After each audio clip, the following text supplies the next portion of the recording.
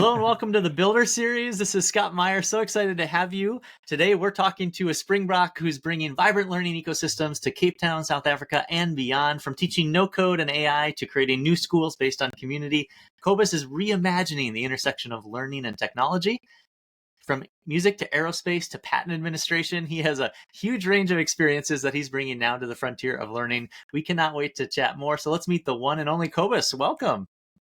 Thank you so much, Scott. Good to be with you. It's so great to have you joining us. I know it's the end of the day for you. We appreciate you staying up, but so excited to hear a little bit about why you're doing this work in Cape Town, South Africa. You're working really hard to create new kinds of learning. So what is it about learning that needs to change, and why is Cape Town the right place to do it? Yeah, great question, Scott. Yeah, it's been a long journey for me. In the last 10 years, I've been working in the education system and worked as both a teacher, learning designer, and as a campus manager, managing a sort of a hybrid co-learning space. So I think there I really got a glimpse into what looked like the future of learning for me. It was, one where I really wanted my students to be able to follow their passions and interests, and also having a slight, like having the online school with the sort of hybrid modality of an in-person space with an in-person learning community, and also just the relationships that you get to build with young people, and helping them sort of find their way in life. And I think what I saw there was just what happens when you empower young learners to take charge of both their schedule and also the learning experiences that they want to go on to achieve their goals that they want in life.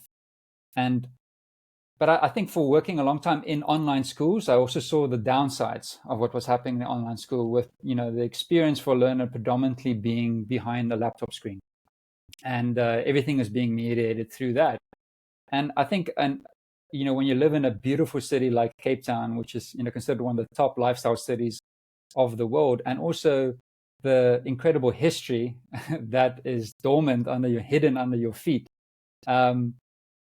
I thought it was really important, like considering the history that has also happened in South Africa. I mean, as we all know, the periods of apartheid that we had in South Africa and the systemic sort of inequalities that brought about. And we still see remnants of that within our education system. So, online schooling has very much become was a temporary solution to a lot of the learning losses that then happened in the public schooling system.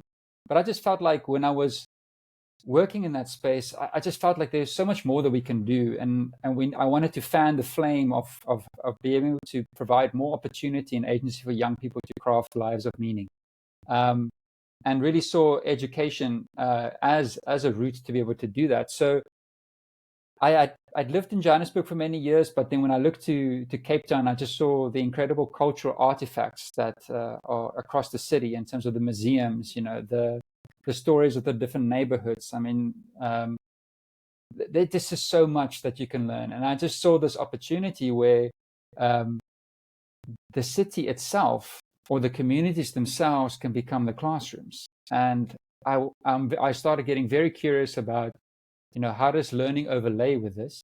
Because I think on one side, by going out into your communities, you're also learning about the problems that are surrounding you.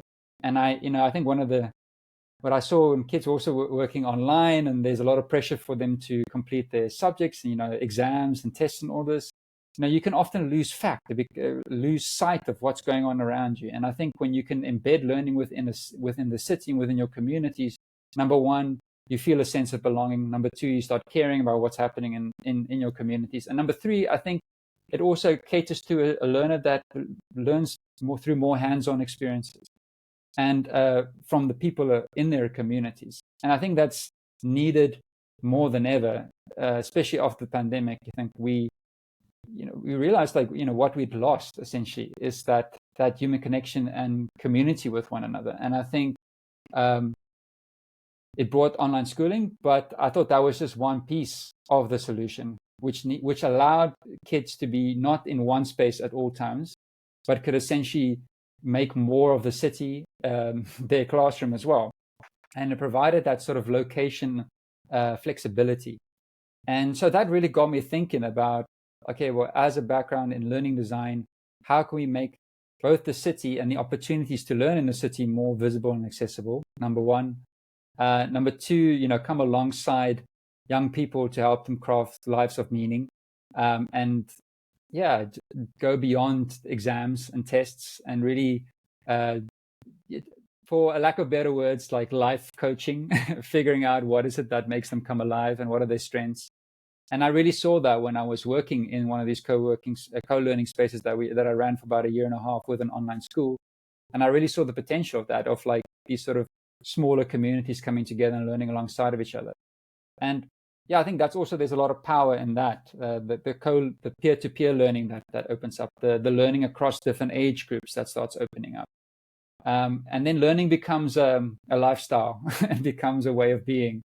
And I was just starting to get very curious about what could that look like and what could we do to help make the city also more accessible for young people to learn in and from.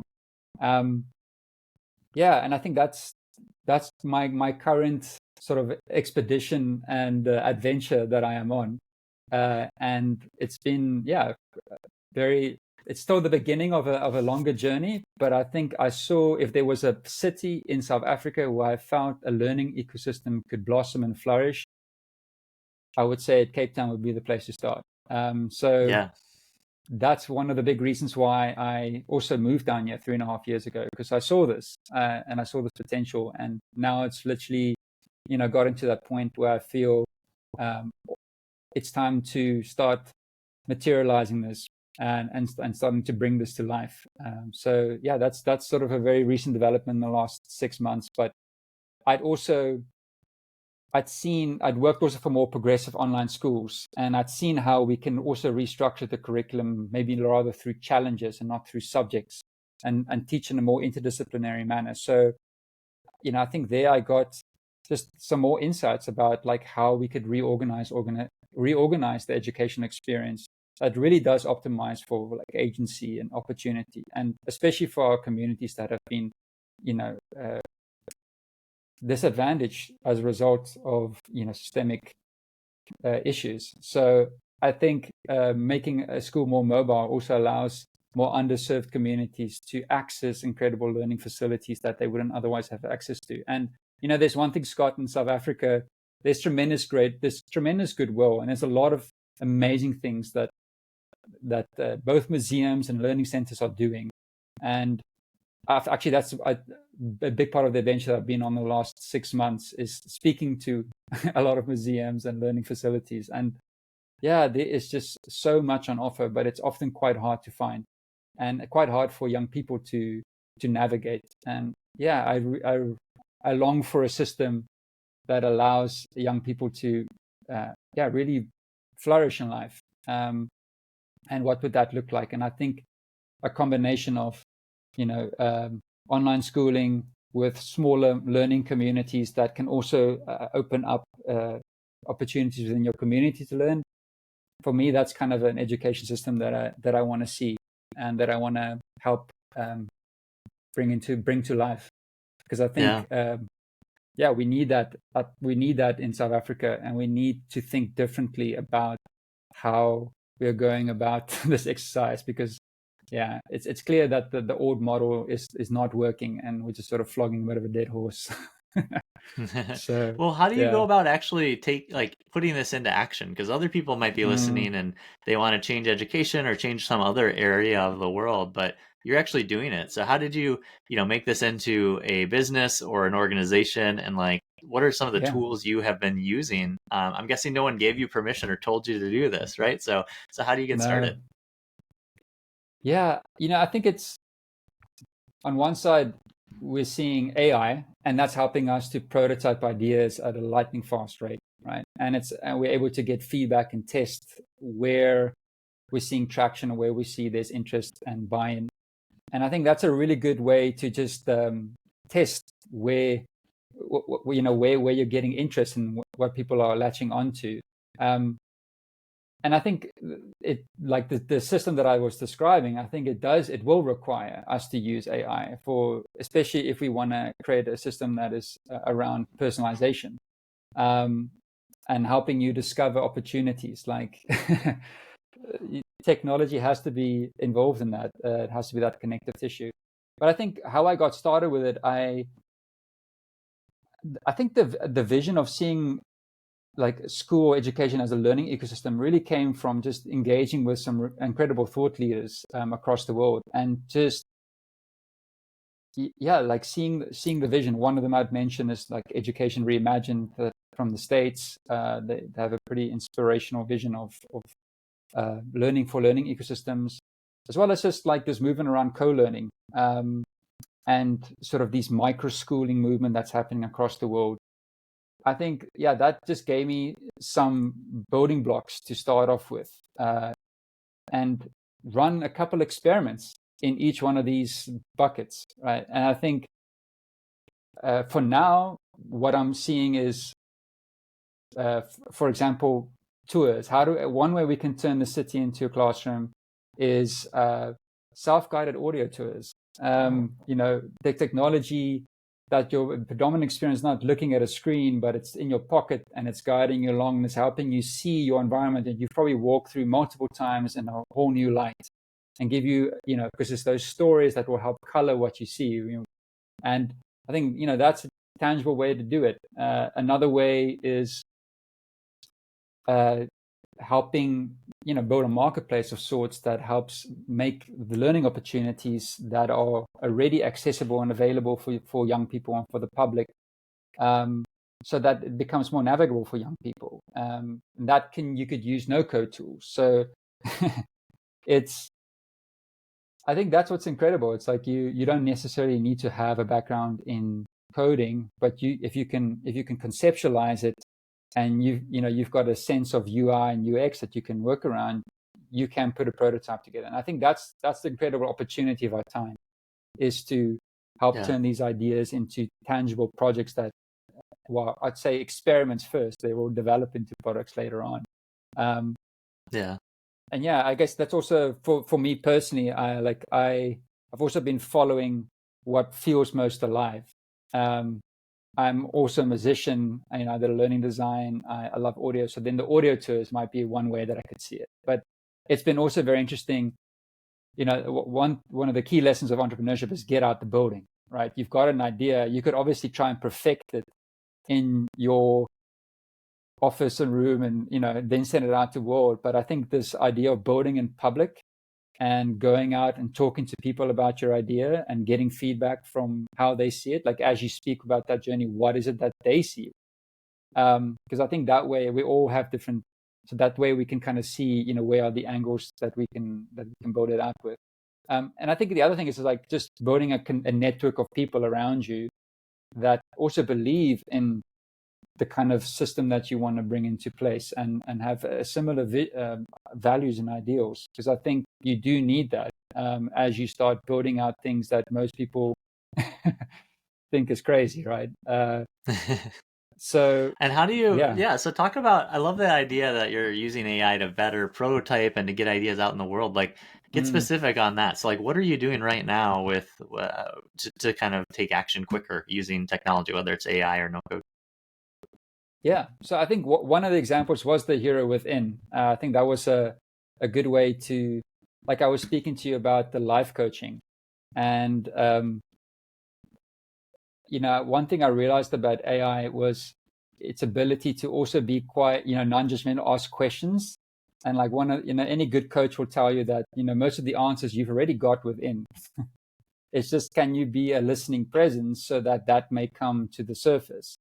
And that was really what my goal was behind the hero within. And obviously I'd read up on Joseph Campbell's work and the hero's journey, and what that the sort of sequence of leaving the familiar, going into the unknown, and battling all kinds of creatures and trials and tribulations, but then coming back with a gift or a boon of success. And I think we see that in the movies, but I think it's also, there's a reason why these stories have stuck with us and have also gained resonance across different cultures. It's because it's a pathway for transformation and a pathway for getting out of your comfort zone. So what I also realize is that the kind of learner that will be in this kind of education system, they are going to be those heroes, because they're going to be charting their own paths. So if I wanted to develop a sort of a mental health positive authoring intervention that they could use to help narrate a story of them as that hero. And also, I think, help young people see, well, I mean, anyone who would really use it, that, it's not going to be, there's going to be trials and tribulations. There's going to be people that's going to try and hold you back, like the threshold guardians.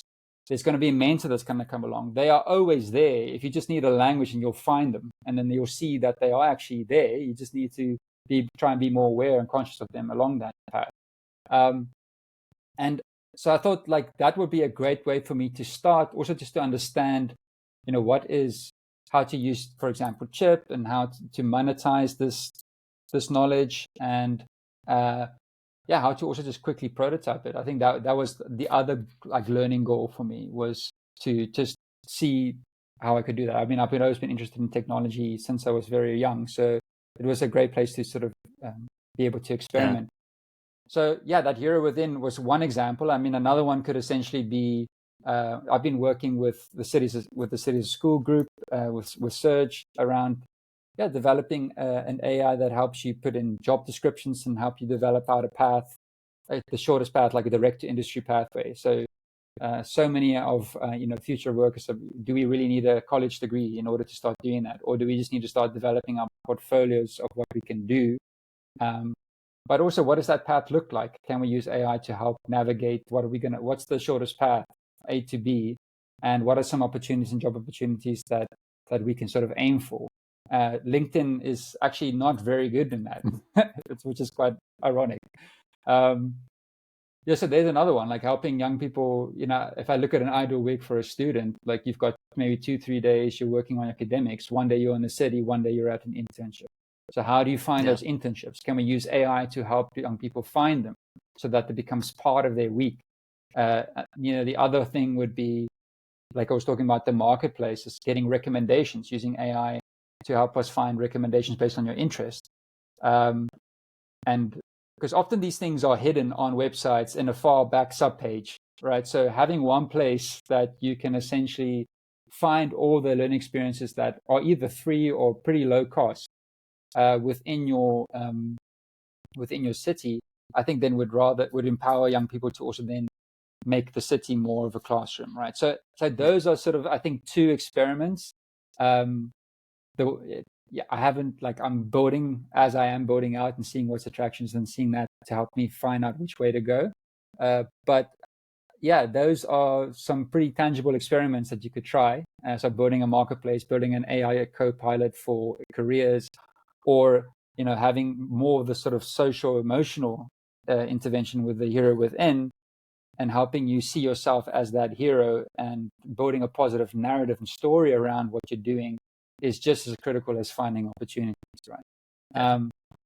So that's kind of how I'm looking at it at the moment, and sort of sequentially designing different experiments to help build that out. Yeah, that's amazing.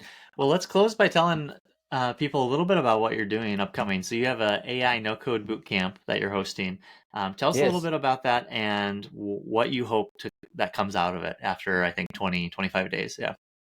Yeah, sure, Scott. So we've teamed up with 100 Days of No Code. They've got an incredible curriculum that's helping educate anyone to be able to use AI and use no code tools.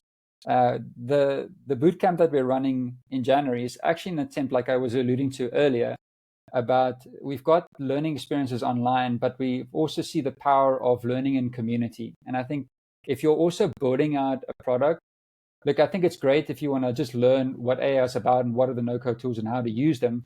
Online learning, asynchronous, is great. But once you're building, I think the immediacy of the feedback and doing that in community with other people that are also doing that, I just find that kind of supercharges the development process. So that's why we've partnered with Innovation City, which is an incredible co-working space full of entrepreneurs, the kind of community that are building this, and then get young people, young professionals, product marketers to come learn how to use these tools and launch their idea within 25 days, from sort of idea to launching. And then they will also pitch their, if it's a custom GPT or web application or any one of these, to the community of entrepreneurs as well, so that they can perhaps land a contract or a job, or it can be the first step towards a new direction for them. And I think every time we make big changes in our life, I think just you can do them by yourself, but if you do them in community, I think the chances of you succeeding is much higher. And so that's what we're essentially trying here is, let's do that in already an innovation ecosystem with already entrepreneurs around us, and bring incredible curriculum into these spaces. So that's that sort of co-learning experience. So we're going to be starting on the 15th of January. It's open on cityassaschool.capetown. You can subscribe on there. That's we want to empower people to learn these tools so that they can build lives that they become builders and creators, and not just passive consumers. That's amazing. Well, we'll link to the Hero Within built with Chipp, as well as the AI No Code Bootcamp in Cape Town. Sounds like people will have to be in Cape Town to do it, but if anyone wants to go take a trip, you can definitely go do that. But we'll be watching your journey, so we'd love to share kind of results from that. And I think the big takeaway to me is that if you have an idea of a change you want to see, that technology can really help you explore that quicker and maybe put it into action. And you're really an inspiration, showing that that's possible. So Kobus, so great to have you. Thanks for joining us in the Builder Series, and we can't wait to see what you build. Amazing. Thanks for having me.